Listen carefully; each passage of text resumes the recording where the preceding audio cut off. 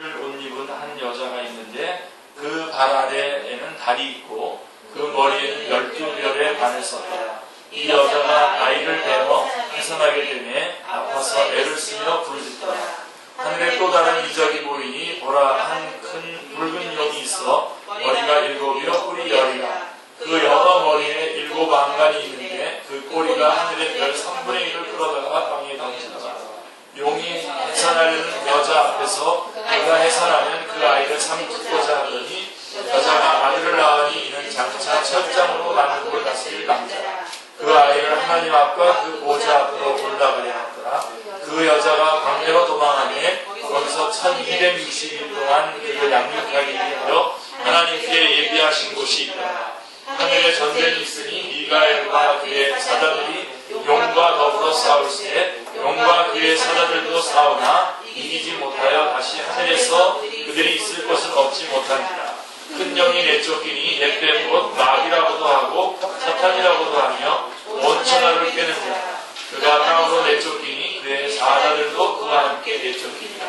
내가 또 들으니 하늘에 큰 음성이 있어 이르되 이제 우리 하나님의 구원과 능력과 나라와 또 그의 그리스도의 권세가 나타났으니 우리 형제들을 참수하던 자 곧 우리 하나님 앞에서 밤낮 참수하던 자가 쫓겨났고 또 우리 형제들이 어린 양의 피와 자기들이 증언하는 말씀으로써 그를 이겼으니 그들은 죽기까지 자기들의 생명을 아끼지 아니하였도다. 그러므로 하늘과 그 가운데 거하는 자들은 즐거워하라. 그러나 땅과 바다는 화 있을진저 이는 마귀가 자기의 때가 얼마 남지 않은지를 알므로 크게 불며 너희에게 내려갔으리라 하더라.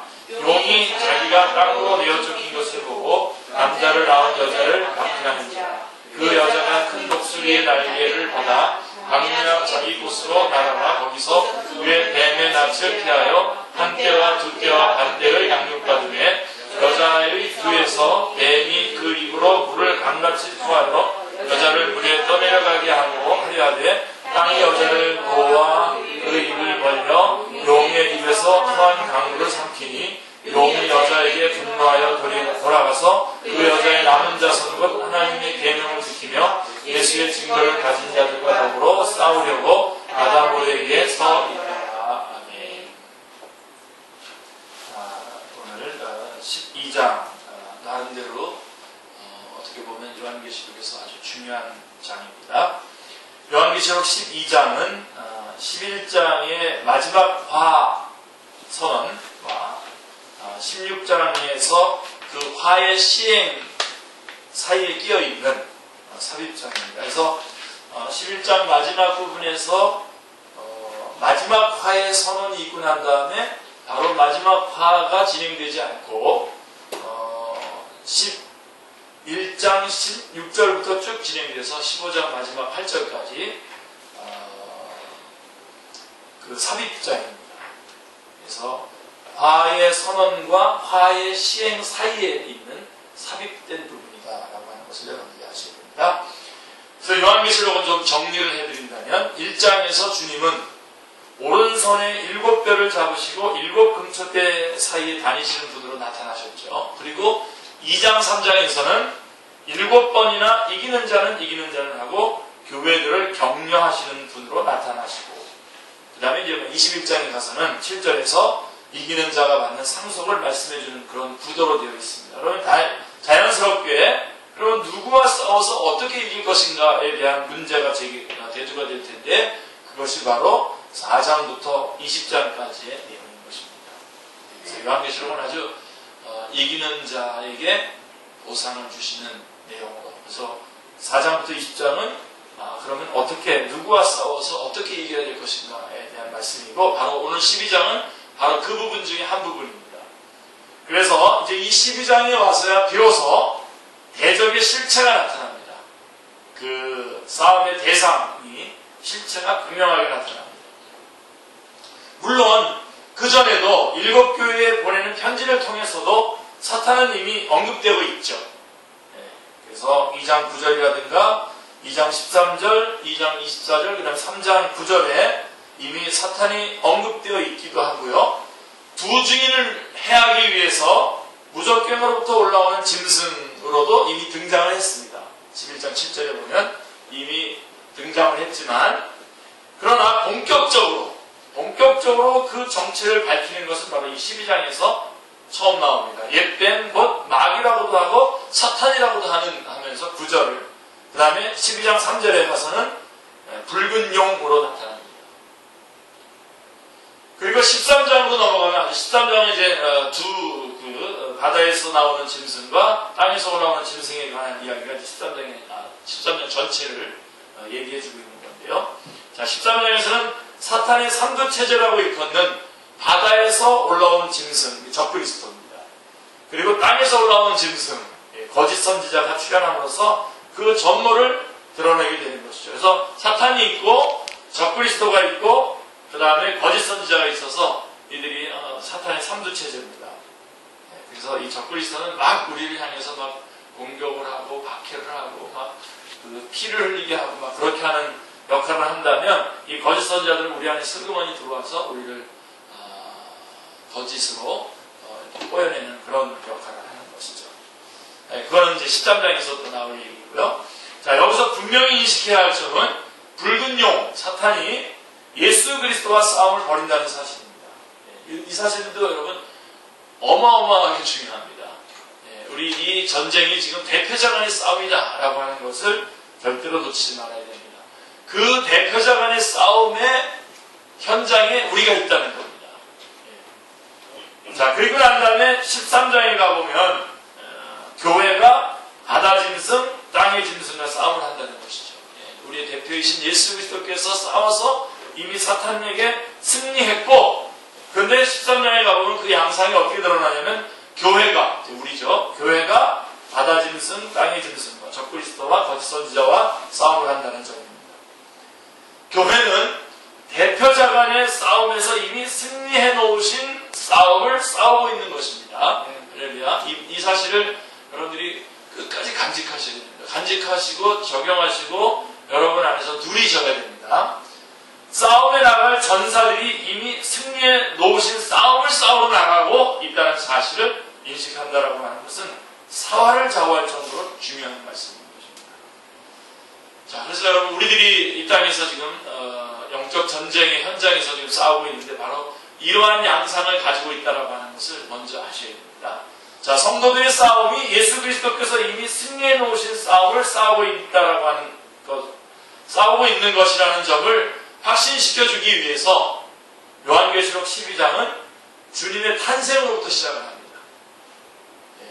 자, 이것이 마지막 발을 쏟기 전에 우리에게 말씀하시려는 바요, 또한 우리가 감당해야 될 선한 싸움인 것입니다. 자, 그럼 구체적으로 1절부터 한번 들어가 보겠습니다. 1절을 보십시오. 자, 같이요. 하늘에 큰 이적이 보이니 해를 옷 입은 한 여자가 있는데 그 발 아래에는 달이 있고 그 머리에는 12별의 관을 썼더라. 자, 1절, 3절에서 이적이라는 말이 나오는데요. 자, 여기에서 이적이라고 하는 말은 이 이적을 통해서 계시하고자 하는 바가 있다라고 하는 의미이기 때문에 이걸 표적이라고 봐야 합니다. 그러니까 표적이라고 하는 의미라고 보셔야 됩니다. 자, 그렇다면 이 표적을 통해서 교회에게 보여주시고자 하는 바가 무엇입니까? 자, 1절 뒷부분에서 해를 옷 입은 한 여자가 있는데 그 발 아래에는 달이 있고 그 머리에는 12별의 관을 썼더라라고 말씀하고 있습니다. 자, 이 여자가 누구입니까? 교회를 상징합니다.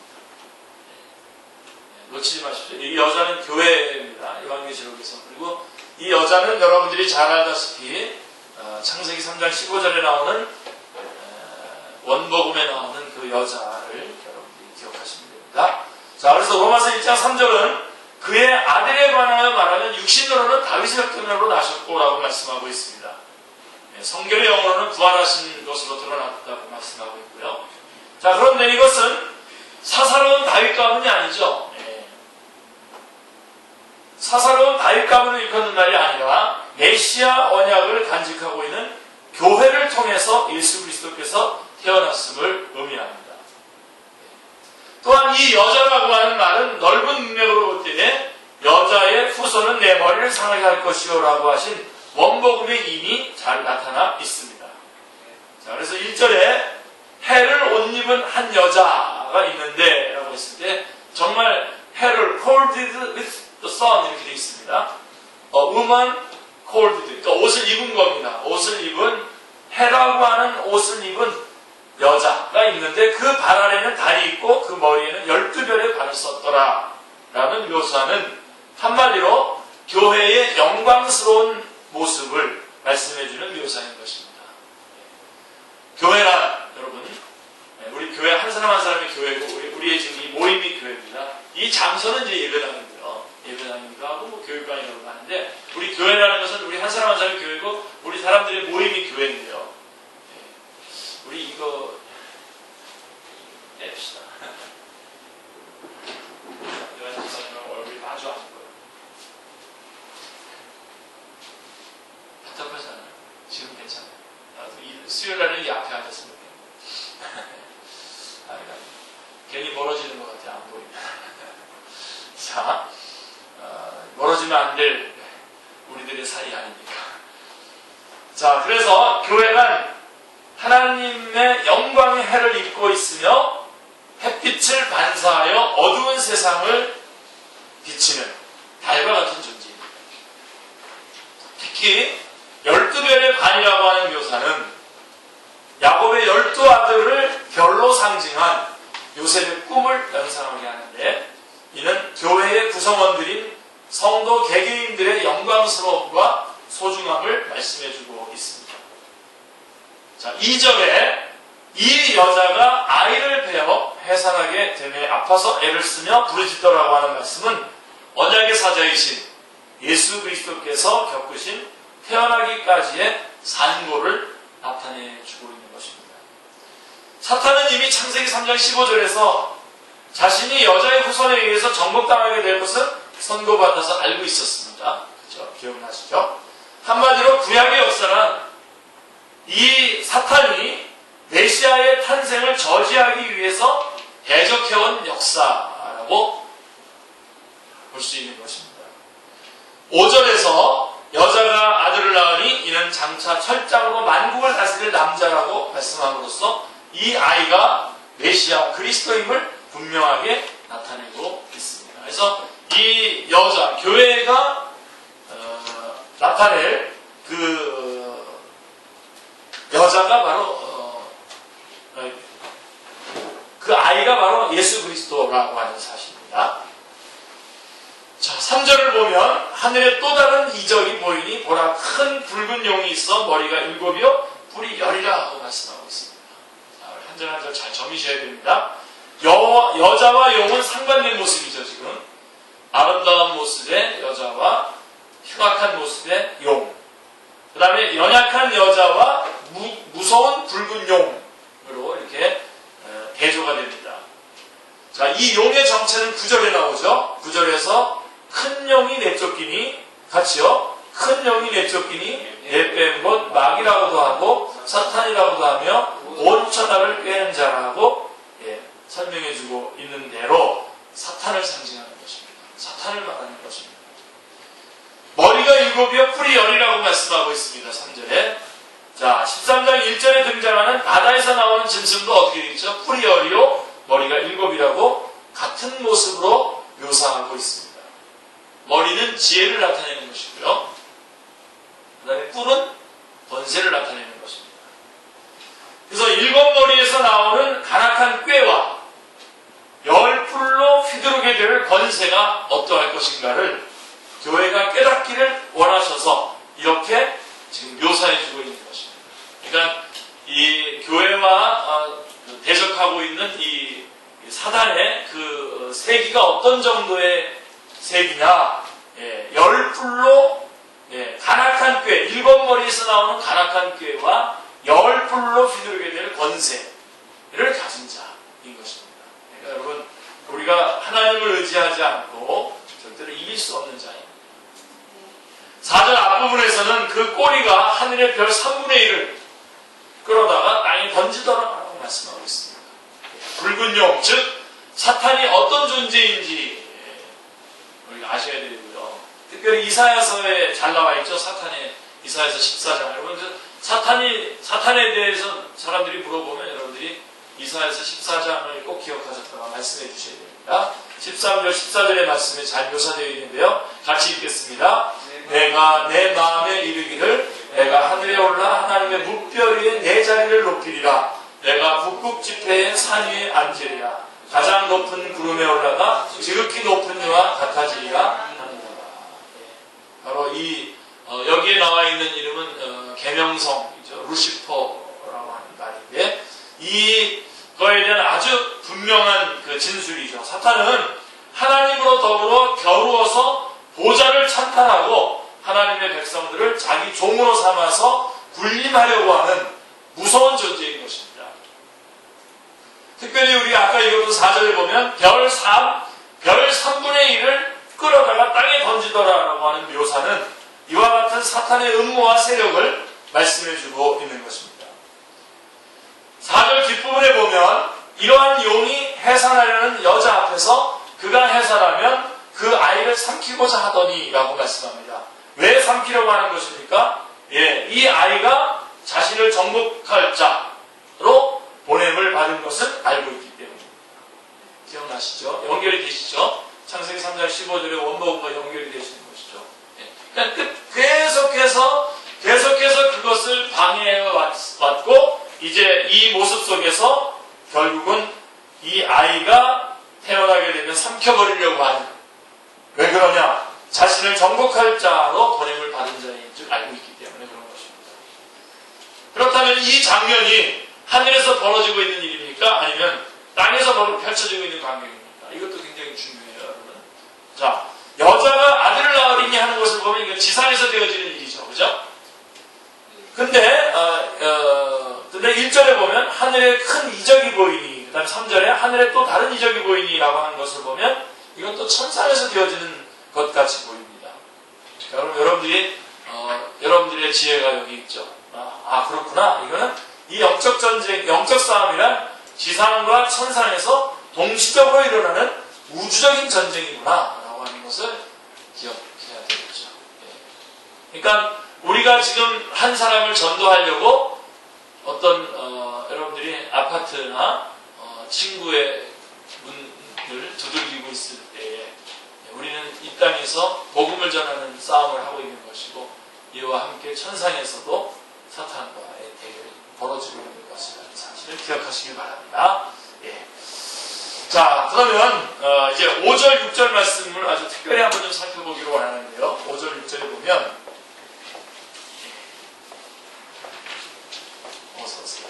5절, 6절 말씀에 보면 5절 뒷부분을 보면요. 굉장히 중요한 5절, 6절에 용의 붉은 용의 실패에 대한 말씀이 나오는데 그 아이를 하나님 앞과 그 보좌 앞으로 올려가더라. 낳자마자 쭉 올라가는 겁니다. 이는 예수님의 죽으시고 장사 지낸 바 되었다가 다시 살아나시고 승천하심을 함축하는 말입니다. 그렇죠? 예수님이 태어남부터 예수님께서 승천하시는 이야기를 한꺼번에 아주 함축해서 말씀하고 있는 내용이 바로 5절의 뒷부분의 말씀입니다. 자, 그래서 이 과정들을 생략하고 있는 것은 사도 요한이 복음서를 통해서 충분히 증거했기 때문이라고 여겨집니다. 그래서 여러분, 요한계시록을 여러분들이 알려면 요한복음의 공부가 먼저 있어야 됩니다. 요한복음, 괜찮다면 요한 1, 2, 3, 4의 말씀까지도 같이 보시고 요한계시록을 보시면 좋습니다. 그래서 요한계시록을 설명하는 과정에서 복음서에서 이미 설명되었을 내용들은 이렇게 생략을 하고 넘어가기도 한다는 사실을 기억하셔야 됩니다. 그러니까 4절 뒷부분에 그 아이를 삼키고자 하더니 라고 하는 말씀 속에는 헤롯의 영화 살해 사건 2살 이하에, 그 다음에 마태복음 2장 16절, 그 다음에 사탄의 40일 광야의 시험, 그 다음에 베드로를 통한 항변, 가룟 유다 속에 들어가 팔게함, 십자가에 못 박음, 무덤을 인봉함 등이 다 포함되어 있는 겁니다. 이 말씀 속에. 자, 주님을 죽이고 무덤을 인봉할 때까지만 해도 사탄은 아이를 삼킨 줄로 알았을 것입니다. 이겼을 거라고 생각합니다. 이겼다고 생각했을 것입니다. 그러나 사탄의 결정적인 패배는 다시 사시고 올리어 가심에 있었던 것입니다. 증인들은 증거합니다. 사도행전 2장 24절 같이 한번 읽을까요? 하나님께서 그를 사망의 고통에서 풀어 살리셨으니 이는 그가 사망에 매여 있을 수 없습니다. 사탄이 속는 거죠. 사탄이 그렇게 해서 아이를 삼켜버리면, 예수님을 십자가에 못 박아 죽이면 승리할 거라고 생각했지만 그게 승리의 비밀입니다. 우리의 승리의 비밀입니다. 주님은 그래서 그 모든 죄값을 다 대신해서 죽으시고 다시 부활하셨습니다. 그래서 하늘로 올리셨습니다. 하나님 보좌 우편에 계시고 어느 날 이제 오실 겁니다. 요한계시록에는 많은 싸움 이야기가 나옵니다. 특히 아마겟돈에서 벌어질 전쟁에 관심을 기울입니다. 이를 3차 대전이니 핵전쟁이니 하면서 해석함으로써 공포감을 조성하기도 합니다. 제가 단언하면서 말씀드리거든요. 그런 식으로 해석한 것은 다 틀린 해석입니다. 싹 잘라버리죠. 어느 한 시점에서 어느 지역에서 일어날 전쟁을 지금 말하고 있는 것이 아닙니다. 여러분, 이런 전쟁보다 더 중요한 전쟁이 뭐였습니까? 유사 이래로 임마누엘 사건, 예수님께서, 하나님이신 예수님께서 이 땅에 오셨다고 하는 이 임마누엘 사건, 하나님 우리와 함께 하시다라고 하는 이 사건보다 더 큰 사건이 어디 있습니까? 혹시 있습니까? 죽으시고 부활하신 갈보리 전쟁보다 더 큰 전쟁은 없으며, 아멘. 예. 통치자들과 권세들을 무력화하여 드러내어 구경거리로 삼으시고 십자가로 그들을 이기셨느니라라고 한 십자가의 승리보다 더 큰 승리는 결코 없다는 사실입니다. 할렐루야. 그래서 이 점을 망각하거나 가소평가하기 때문에 요한계시록에 등장하는 전쟁들을 마치 마지막 어느 한순간, 즉 후 3년 반 동안에 일어날 전쟁으로 한정하는 것입니다. 다시 분명히 말씀드리거니와 이 3년간이라고 하는 것은 예수님의 초림으로부터 시작해서 재림까지의 시기를 말하는 것입니다. 지금 우리가 지금 겪고 있는 싸움을 말하는 것입니다. 여러분들이 잘 아시겠지만 여러분 직장 생활도 하시고 또 사역도 하시고 가정에서도 또 그다음 학교에서 공부도 하시고 여러분 오늘 이 저녁에 오셨지만 어떻습니까? 삶의 현장에서의 싸움 참 치열하죠. 그죠? 치열합니다. 우리 성지순례반 사람들에 대한 지난주에도 제가 말씀드렸던 그 기독교를 반대하는 그 단체들이 지금 이제 호기를 만났다 싶어가지고 지금 무슨 말이든지 막 쏟아내고 있는 지금 그런 때입니다. 흔들리지 않고 이러한 때도 굳굳이 주님의 복음을 전하는 용사로 여러분들이 계속 살아간다고 하는 것은 참 쉽지 않은 일입니다. 쉽지 않은 일입니다. 그래서 어떨 땐 져서 다 끝났다 싶게 나는 졌구나 라고 생각할 때가 많습니다. 그러나 주님께서 여러분 안에서 역사하시죠. 아세요? 사운드 의식할 때 보면 막 다시 용기를 내는 그 노래입니다.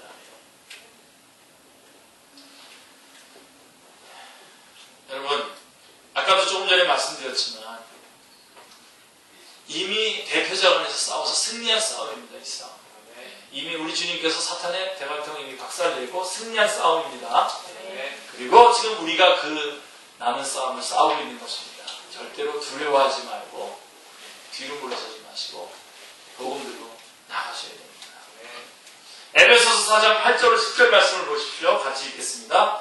그러므로 이르기를 그가 위로 올라가실 때에 사로잡혔던 자들을 사로잡으시고 사람들에게 선물을 주셨다 하였도다. 올라가셨다 하셨은즉 땅 아래 낮은 곳으로 내리셨던 것이 아니면 무엇이냐. 내리셨던 그가 곧 모든 하늘 위에 오르신 자니 이는 만물을 충만하게 하려 하심이라.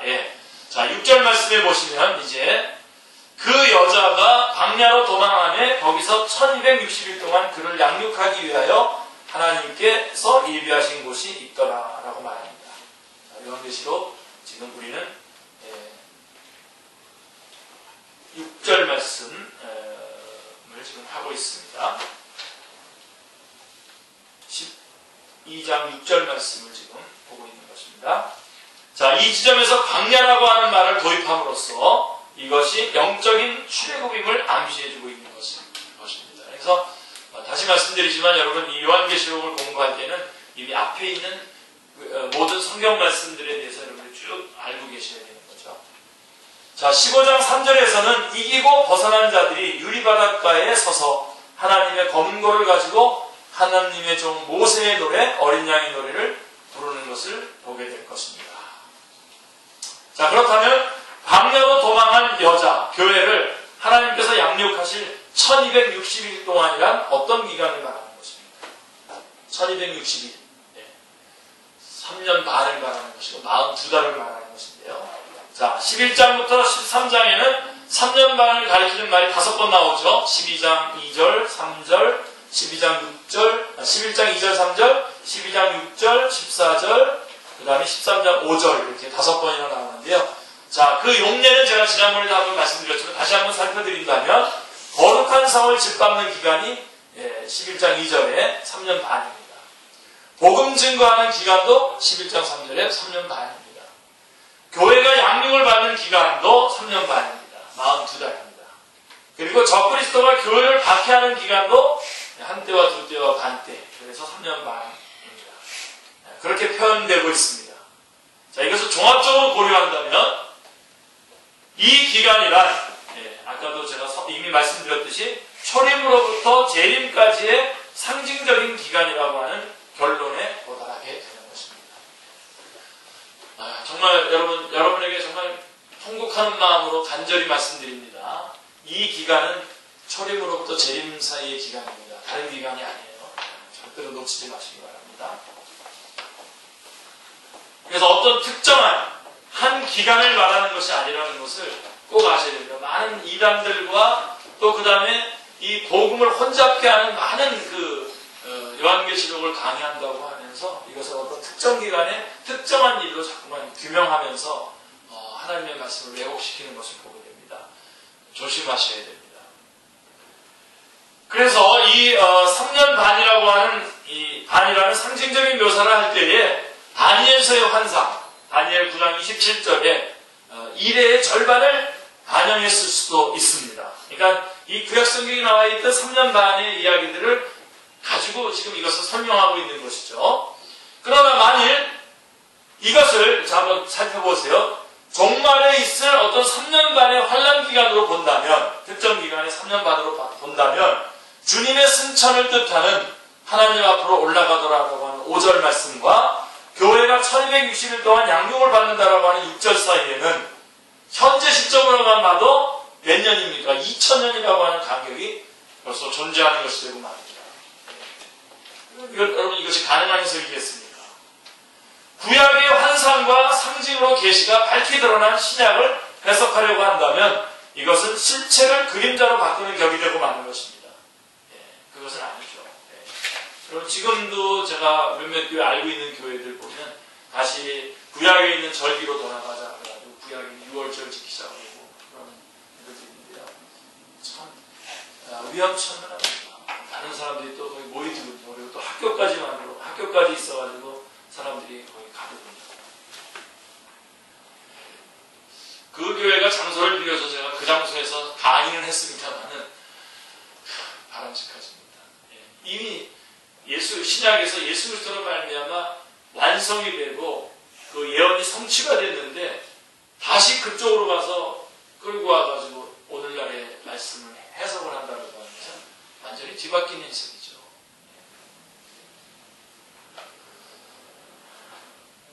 주님의 초림으로부터 재림하시기까지 사탄은 교회를 핍박하고 있는 겁니다. 지금까지 계속 핍박하고 있는 겁니다. 이미 다 이뤘다고 하는 완성과 이제 주님께서 오셔서 이제 그 승리한 자에게 상급, 다시 말해서 그 승리한 자가 얻는 상속, 승리한 자가 얻는 그 상속을 얻는 그때까지 계속해서 지금 사탄은 교회를 핍박하고 있는 것입니다. 교회는 광야에서 하나님의 양육을 받고 있는 중이면서 동시에 복음을 증거해야 할 기간을 살아가고 있는 것입니다. 자, 그래서 이게 땅에서의 전쟁이고, 그 다음에 하늘에서의 전쟁, 7절부터 12절. 자, 7, 8절을 보십시오. 하늘에 전쟁이 있으니, 미가엘과 그의 사자들이 용과 더불어 싸울세. 용과 그의 사자들도 싸우나 이기지 못하여 다시 하늘에서 그들이 있을 곳을 얻지 못한지라. 네. 하늘에 전쟁이 있으니라고 말씀하고 있습니다. 7절에. 자, 이 전쟁의 무대는 하늘입니다. 그리고 진영은 미가엘과 그의 사자 대 용과 그의 사자 두 진영 간의 싸움인 것입니다. 근데 8절에 보면 이기지 못하여 큰 용이 내쫓기니 옛된 곳 마귀라고도 하고 사탄이라고도 하며 온 천하를 꿰는 자라 그가 땅으로 내쫓기니 그의 사자들도 그와 함께 내쫓기니라 라고 말씀하고 있습니다. 네. 대단히 중요한 의미를 내포하고 있는 말씀입니다. 그러므로 이 말씀을 놓고 우리 몇 가지 질문을 하게 되는데요. 자, 그럼 이 전쟁이 언제 일어난 전쟁입니까? 무엇을 위한 전쟁입니까? 또 전쟁의 결과로 사탄이 하늘에서 내어쫓기게 된 결정적인 원인이 어디에 있습니까? 자, 먼저 생각할 것은 사탄이 하늘에서 내어쫓기게 된 원인이 미가엘에게 패했기 때문인가? 라고 하는 점입니다. 일단 여러분 뒤에 보지 마시고 어떻습니까? 미가엘에게 패했기 때문입니까? 아니죠. 그죠? 표면만 보면 그렇게 말할 수도 있어요. 근데 우리 이렇게 말하는 것에 아주 익숙해 있습니다. 제가 늘상 말씀드리지만 여러분 우리 기도해서 응답받잖아요. 그죠? 예. 그럼 저는 기도한 게 중요한 겁니까? 예. 기도하면 응답해 주시는 하나님이 계시다는 게 중요한 거예요. 기도하면 응답해 주겠다고 하는 약속이 중요한 겁니다. 예. 이거를 근데 그냥 일반적으로 다 놓치더라고요. 예. 그래서 자꾸만 우리는 어떤 사람들을 자꾸 영웅으로 만들기도 하고 예. 그래서 사람들을 영웅으로 만들어서 사람을 바라보는 동안 그 하나님의 약속과 하나님의 그 능력과 하나님의 역사는 잊어버려요. 빼버리는 거예요.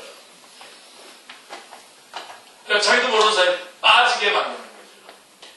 그래서 우리가 제일 무서운 게 뭐냐면요. 창세기에서도 주님께서 그 선악을 알게 하는 나무 열매를 두신 이유가 뭐예요?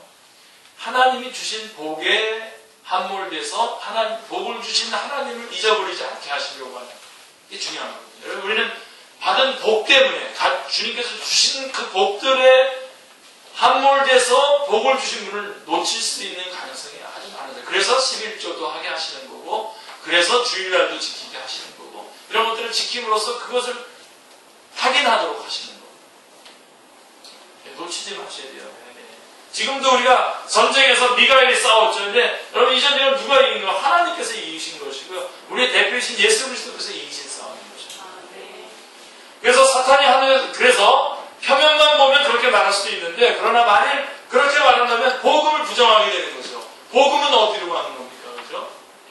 창세기 3장 15절에 말했던 원복음은 어디로 가게 됩니까?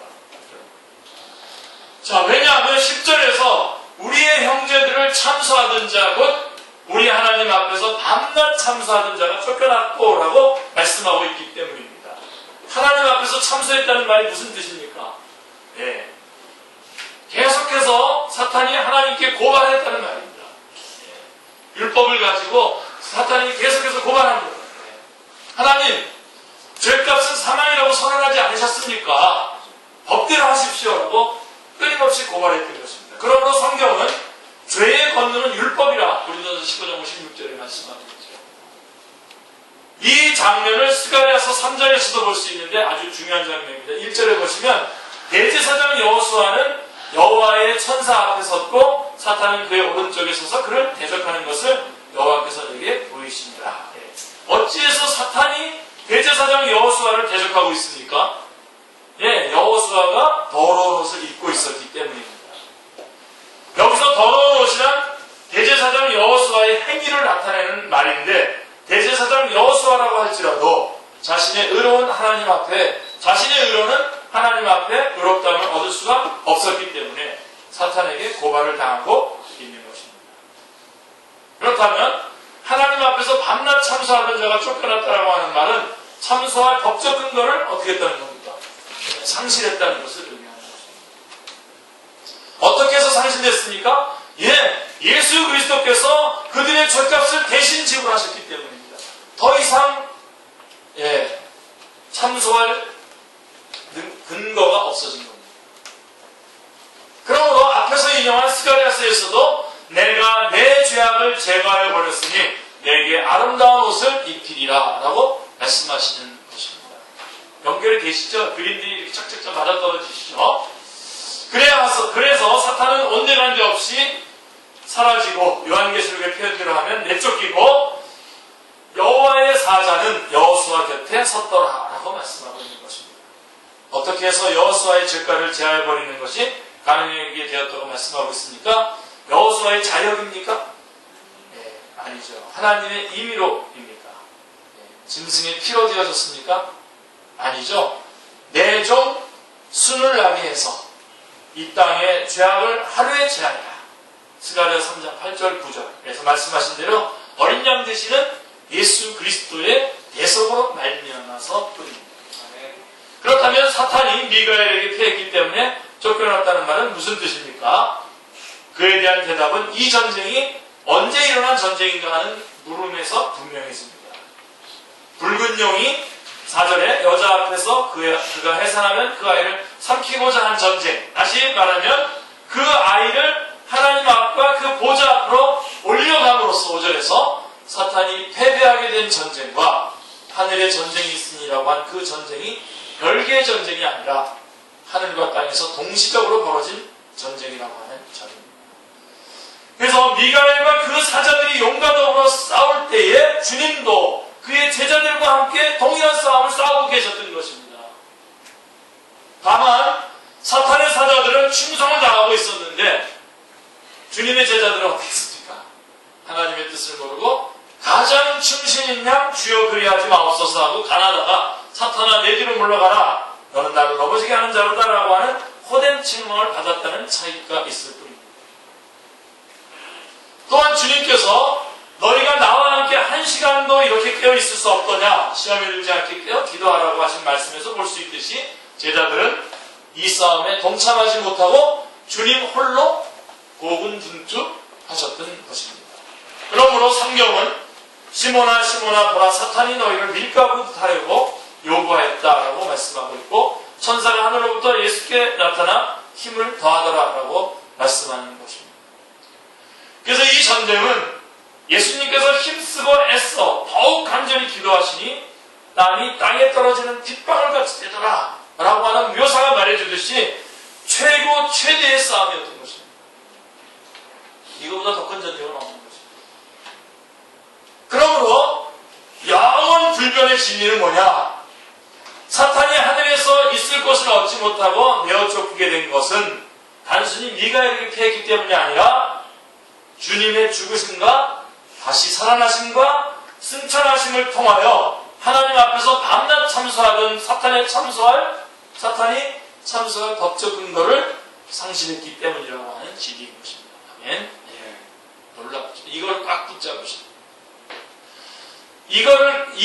여러분의 모든 신앙생활과 모든 삶의, 이후의 모든 삶의 결정적인, 모든 면에 있어서 결정적인 그 동기는 바로 이거여야 합니다.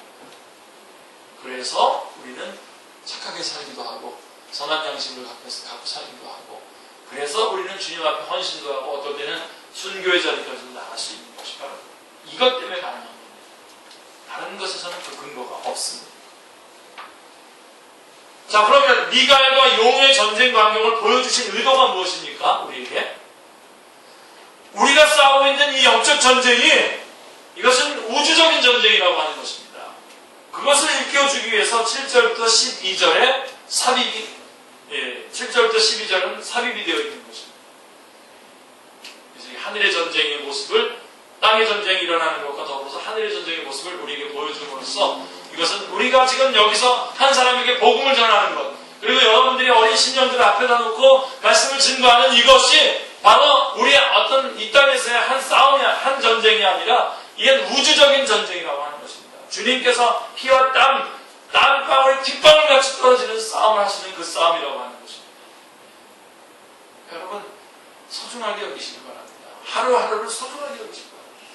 오늘 하루 내가 어떤 한 영혼에게 카톡을 하나 보내서 한 영혼에게 위로를 하고 복음을 정말 아주 간절한 마음으로 복음을 증거하는 이 싸움을 하고 있는 이 싸움과 동시에 하늘에서는 이런 영적 전쟁이, 우주적인 전쟁이 함께 벌어지고 있는 것이고, 그것은 같은 맥락을 타고 같은 퀄리티의 싸움을 싸우고 있는 것이다라고 하는 것입니다.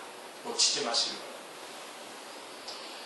그러므로 여기서 깨닫게 되는 것은 우리가 복음을 증거하기 위해서 어느 집 대문을 두드리고 있을 때에 하늘에서는 여러분 형제들의 천사가 동시에 전쟁을 벌이고 있다는 사실입니다. 우리는 얼마나 엄청난 전쟁을 수행하고 있는 것입니까? 또한 이것이 얼마나 영광스럽고도 경이로운 일입니까?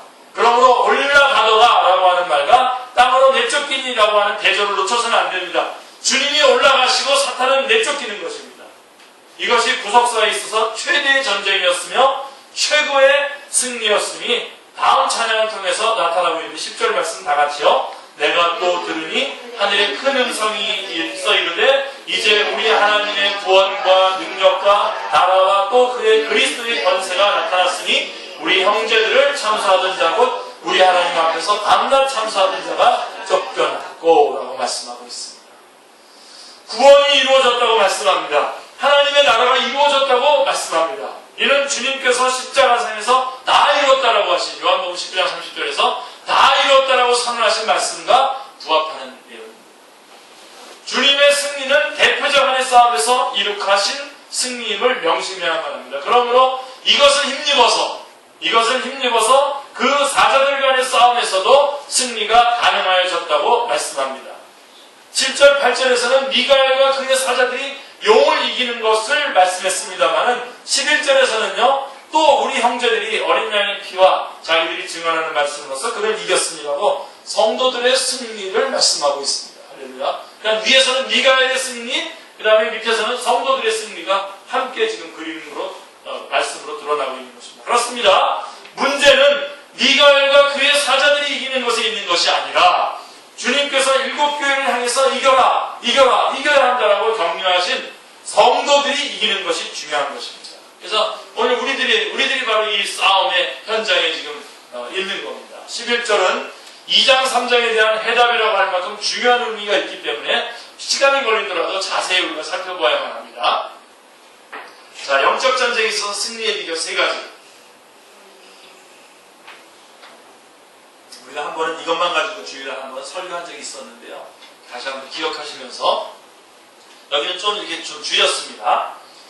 교회는 전투하는 지상의 교회와 안식하는 천상의 교회 두 종류로 분리되죠. 그래서 전투하는 교회와 이제 이 전투가 끝나고 나면 천상에서 안식하는 교회로 우리가 분리됩니다. 지금 우리는 어디에 있습니까? 전투하는 지상의 교회에 속해 있습니다. 요한계시록은 주님께서 전투하는 교회에 주시는 병법입니다. 기억나시죠? 그래서 요한계시록의 정체 맥락을 우리가 다시 한번, 우리가 앞부분에서 살펴봤지만 다시 한번 상기시켜드리는 것이 안전할 것이라고 여겨집니다. 자, 요한계시록의 구조를 보면 1장에서 주님은 그 바른 풀무불에 단련한 빛난 주석 같고 그의 입에서 좌우에 날쌘 검이 나오는 야정근 사령관과 같은 분으로 묘사되어 있습니다. 그렇죠? 1장은 그런 주님이 그의 오른손에 7뼈를 붙잡고 7 금촛대 사이에 서 계시는데 7별 7 금촛대가 바로 주님의 휘하부대인 전투하는 교회들입니다. 그를 향하여 많은 물소리, 많은 사람들이 그 맑은 물소리라고 하는데 아닙니다. 많은 물소리와 같은 음성으로 훈령을 하더라 하십니다. 그게 1장의 내용이고요. 그리고 2장 3장은 1장에 등장한 이 야정근 사령관이 휘하부대인 7교회를 향해서 훈령하는 내용입니다. 그 내용은 한마디로 이겨야 한다는 것입니다. 오른손에 있는 7뼈를 붙잡고 7 금촛대 사이를 거니시는 2장 1절에서 주님께서 7교회를 향해서 7번이나 이기는 자는 하고 독려를 하십니다. 즉 이겨야 된다, 이길 수 있다 라고 하는 것입니다. 그리고 21장 22장은 승리한 자에게 주어지는 상속을 말씀해주고 있는데요. 21장 6절에 보면 이로써 나는 알파와 오메가요 처음과 마지막이라 라고 선언하십니다. 드디어 재창조의 역사가 완성이 되었다는 말씀입니다. 그런 후에 이기는 자들에게는 이기는 자는 이것들을 상속으로 받으리라 하시면서 나는 그의 하나님이 되고 그는 내 아들이 되리라 라고 말씀하십니다. 그리고 이게 최종 목적이에요. 우리는 그의 백성이 되고 그분은 우리의 하나님 아버지가 되시는 거죠. 이게 모든 역사, 우리의 모든 역사의 마지막입니다. 하나님의 나라를 이루는 거죠. 완성하는 거죠. 자, 그렇다면 요한계시록의 중간 내용, 자, 앞부분과 뒷부분이 이렇게 되어 있다면 중간 내용은 어디 4장부터 20장까지는 어떤 내용일까요? 예, 아까도 말씀드렸지만 누구와 싸워서 어떻게 하는 것이 이기는 것인가 하는 내용입니다. 그래서 우리의 대적이 누구인지, 그 다음에 우리가 싸워서 승리하는 방법은 어떤 것인지가 나오는 내용입니다. 요한계시록의 해석은 이 구조를 따라서 해석해야 정확하게 해석할 수 있습니다. 자, 그럼 영적 전쟁에서 승리의 비결, 요한계시록 12장 11절은 요한계시록의 중간 부분의 핵심 내용으로서 전투하는 교회의 승리의 비결이 세 가지로 제시되어 있습니다. 같이 읽겠습니다. 이거 암송하시길 바랍니다. 같이 읽겠습니다. 또 우리 형제들이 어린 양의 피와 자기들이 증언하는 말씀으로써 그를 이겼으니 그들은 죽기까지 자기들의 생명을 아끼지 아니하였도다. 자, 첫 번째 비결이 뭡니까? 어린 양의 피, 복음입니다. 복음. 요한계시록의 증거의 핵심이 뭡니까? 예, 어린 양의 피. 요한계시록의 증거의 핵심을 어린 양의 피에 두고 있습니다. 그렇다면 어린 양의 피가 어떻게 이기게 해줍니까?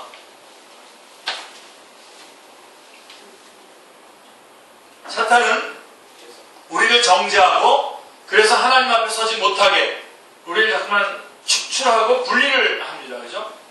이렇게 하는 것이 사탄의 승리죠. 태초에 사탄은 인류의 시조를 하나님 앞에서 추방당하게 함으로써 승리를 거뒀던 것입니다. 보기 좋게 아담과 하와가 나가 떨어졌죠. 그러므로 어린 양의 피로 이겼다라고 하는 말씀은 정죄를 당치 않는다는 뜻입니다. 더 이상 정죄받지 않는다라고 하는 것입니다. 주님께서 우리의 죄값을 지불하여 주시기 전까지는 끊임없는 참소와 정죄를 당했던 것입니다. 예수 그리스도께서 오시기 전, 믿음으로 의롭다함을 받기 전에는, 믿음이 오기 전에 우리는 율법 아래 매인받고 계시된 믿음의 때까지 갇혀 있었다고 말씀하고 있습니다. 그러니까 끊임없이 계속해서 참소를 당하고 정죄를 당했던 것입니다. 그러나 이제 성경은 말씀합니다. 누가 능히 하나님, 같이 읽겠습니다. 이거 굉장히 읽으면 여러분에서 치유 역사가 일어나는 귀한 말씀입니다. 같이요. 누가 능히 하나님께서 택하신 자를 고발하려 의롭다 하신 이는 하나님이시니 누가 정죄하겠고. 로마서 8장 33절 34절입니다. 그렇다면 사탄은 어떤 강도로 성도를 고발하고 정죄합니까? 가장 확실한 것이 뭐냐면 양심을 통한 정죄입니다. 아주 정말 힘든 싸움의 실패입니다. 정죄받는 것이죠. 그래서 로마서 7장 24절에 사도 바울도 오라 나는 곤고한 사람이로다. 이 사망의 몸에서 누가 나를 건져내랴 하고 비명을 지르고 있는 모습을 보게 됩니다. 이 로마서 7장의 사람, 바로 이 비명을 지르고 있는 사람이죠. 왜요? 정죄를 당하고 있는 가련한 자의 대표적인 정죄를 당하고 있는 것입니다. 양심의 정죄를 당하고 있는 것입니다. 그러나 사도 바울은 바로 선언하죠. 8장 1절에서 그러므로 이제 그리스도 예수 안에 있는 자에게는 결코 정죄함이 없나니라고 선언하고 있습니다. 그러면 어린 양의 피가 어떻게 이기게 해주는 겁니까? 예, 그의 피로 말미암아 의롭다함을 받았기 때문에 많은 분들이 예수 그리스도의 십자가 공로로 죄사함을 받았노라고 말합니다. 그러나 여기서 끝나면 안 됩니다. 여기서 멈추면 안 됩니다. 여기서 멈춘다면 우리는 승리하지 못할 것입니다. 왜냐하면 또 실수하고 넘어질 거 아니에요. 그러면 또 실수하고 넘어져서 정죄를 당하게 될 것이 분명하기 때문입니다. 로마서 8장 33절 34절까지 나가야 돼요. 뭐라고 그랬죠? 의롭다 하신 이는 하나님이시니 누가 정죄하리요. 여기까지 나아가게 되기를 간절히 기도합니다. 이 칭의만이, 그분이 우리를 의롭다고 하신 그 칭의만이, 그러므로 형제들아 우리가 예수의 피를 힘입어 성소에 들어갈 담력을 얻었나니라고 하신 대로 의롭다 하신 하나님의 존전에 나아가 그 앞에 설 수 있게 해주는 것입니다. 예수 그리스도의 보혈만이 우리를 그분 앞에 나가서 설 수 있게 해주시는 유일한 길입니다. 자, 이것을 가능케 함은 행위로가 아니라 오직 그의 의를 힘입음 때문입니다. 이것이 어린 양의 피에 그것을 씻어 희게 하였느니라고 하는 의미인 것입니다. 이 의를 힘입음이 없이 보좌 앞과 어린 양 앞에 설 수 있는 사람은 한 사람도 없습니다. 성경은 말씀하고 있습니다. 사탄은 인간을 하나님 앞에서 분리시키려 하지만 어린 양의 피는 어떻게 하죠? 사탄은 하나님과 우리 사이를 계속해서 갈라놓으려고 하지만 어린 양의 피는 우리를 하나님 앞으로 나아가도록 서도록 해주시는 것입니다. 보혈을 지나 하나님 품으로, 기억나시죠?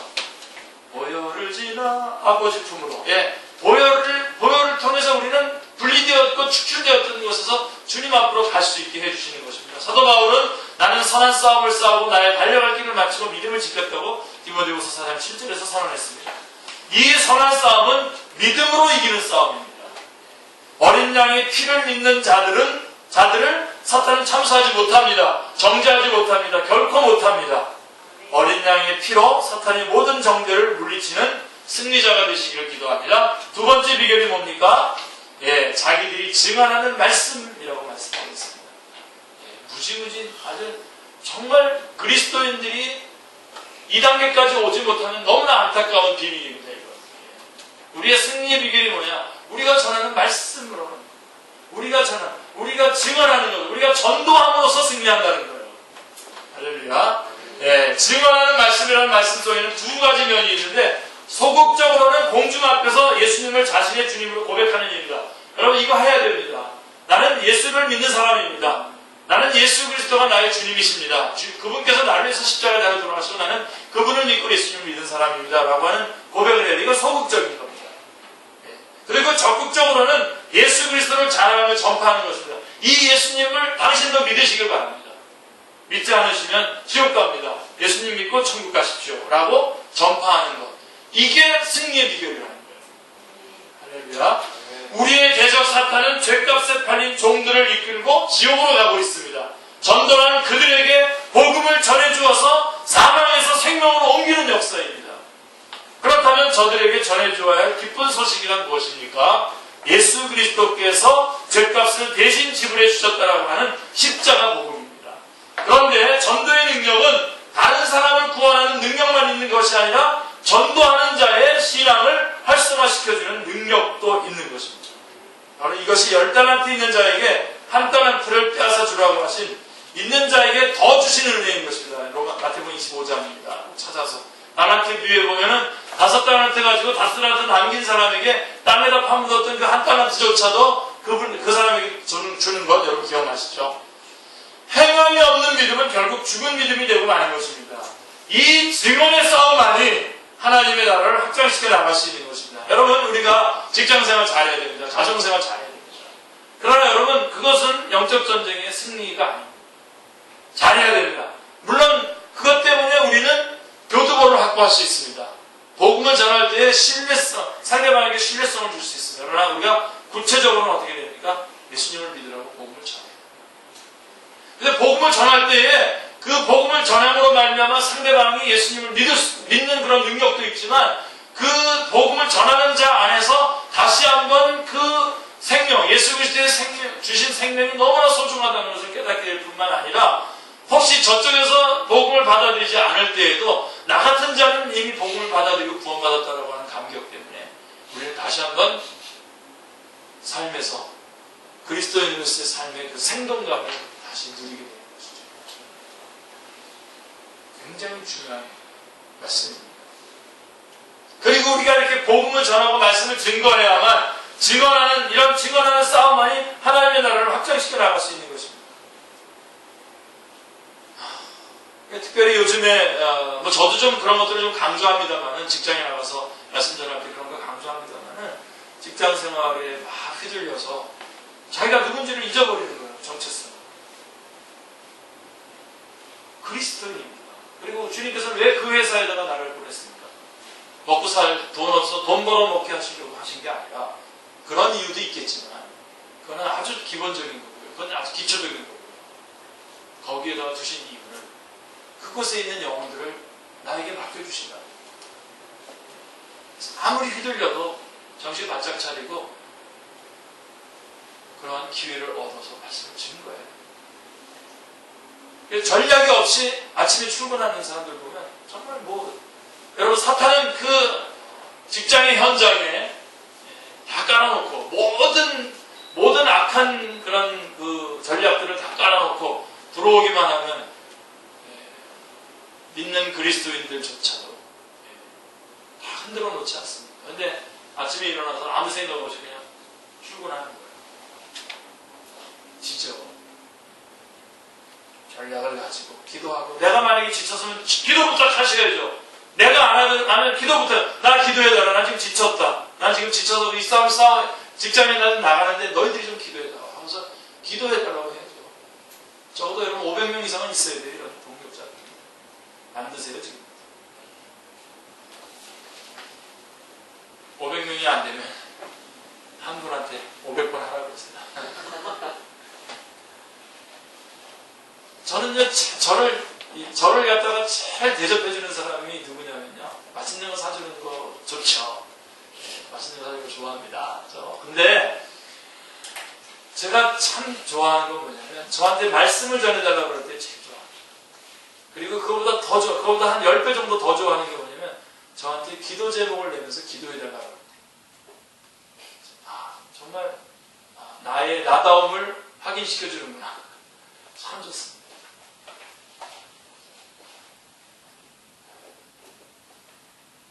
다들 꼼수들 부리느라고 나한테 기도 제목 안 내는 거예요, 지금. 저한테 기도 제목 안 내는 사람들 다 꼼수 부리는 거예요, 지금.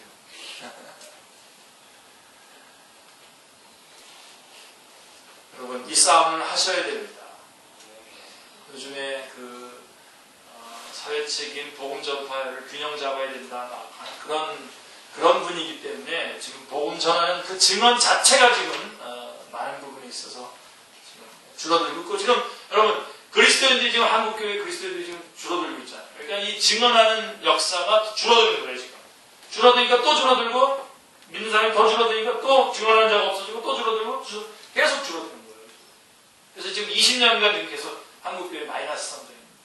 여기에다가 각 교회 목사님들이 총회나 노회에다가 자기네 교회 성도들 숫자 낼 때에 정확한 숫자를 내면 한 3분의 1도 줄어듭니다. 무슨 얘기인지 모를 거야. 자, 여러분, 이 증언하는 싸움만이 하나님의 나라를 확장시켜 나갈 수 있는 것입니다. 여러분들이 오늘도 주의 복음을 전했고 복음대로 살았다면 오늘 하루 의미 있는 시간이 될 겁니다. 그러나 만약에 그렇지 않고 그냥 하루 세상이 휘둘리는 대로 그냥 뒤쫓아다니면서 살았다면 한 시간, 조금의 시간도 지난 것이 아닙니다. 아무런 의미가 없는 거죠. 그냥 크로노스적인 시간이 돼버리는 거예요. 요한계시록 16장 13절은 사탄과 적그리스도와 거짓 선지자의 입에서 더러운 영, 귀신의 영이 나오고 있다고 말씀하고 있습니다. 입에서 나온다고 말하고 있어요. 여러분, 영적 전쟁은 그렇게 되면 무슨 전쟁입니까? 진리 대결입니다. 진리 대결.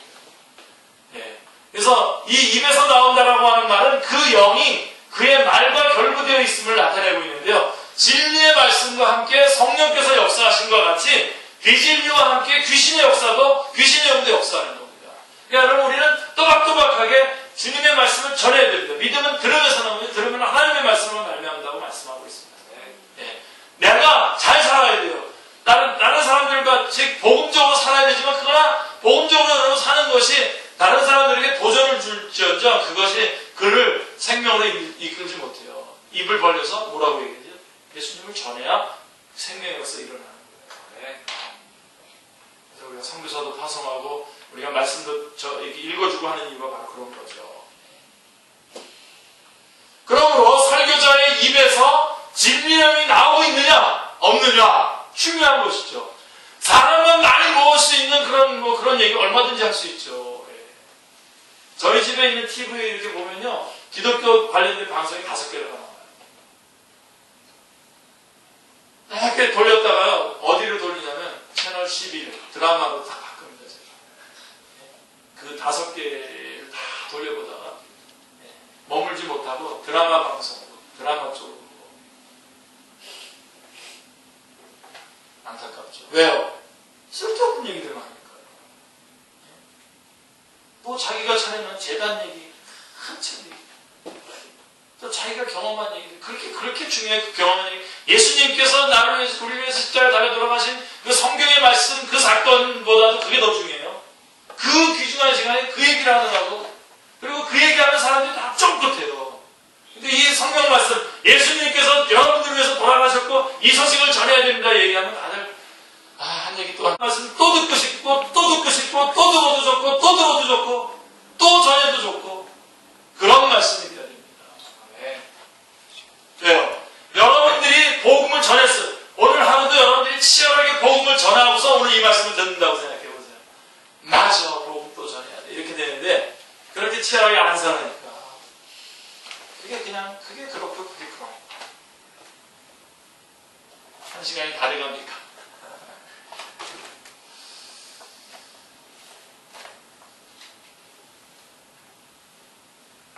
예, 영적 전쟁은 진리 대결입니다. 거기까지만 할게요. 오늘. 전도를 통해서 죽어가는 영혼들도 살리고 사탄의 모든 유혹도 물리치는 승리자가 되시기를 기도합니다. 영적 전쟁의 비결 두 번까지만 했고 세 번째 기대해 주시기 바랍니다. 그들은 죽기까지 생명을 아끼지 않은 헌신으로 말미암아 승리했다고 말씀하고 있습니다. 오늘은 거기까지만 말씀 전달하겠습니다. 기도하겠습니다.